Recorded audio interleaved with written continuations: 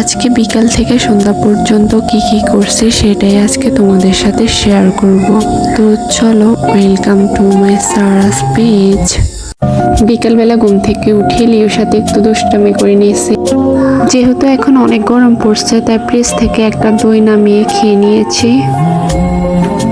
তারপর আম্মু সন্ধ্যায় আমাদেরকে একটা পাকোড়া বানিয়ে দিয়েছে। পাকোড়াটা ছিল গরুর মাংসের।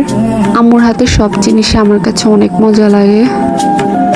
তারপর মালটা দিয়ে মিষ্টি দই দিয়ে মিশিয়ে আমি এটা এইভাবে খাওয়া হচ্ছে। আমার দাদা আমাকে শিখেছে। ছোটবেলায় যখন আমি মালটা খেতে পারতাম না তখন আমার দাদা আমাকে মিষ্টি দইয়ের সাথে মালটা মিশিয়ে খাবার।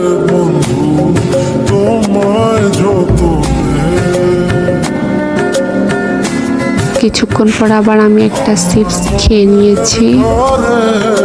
চিপসটা দোকান থেকে আমার ভাই আমার জন্য আনছে, ফারহানের জন্য আনছে। তারপর আবার ফ্রিজ থেকে একটা আপেল নামিয়ে খেয়ে নিয়েছি। আজকের ভিডিওটা এই পর্যন্তই। আসসালামু আলাইকুম।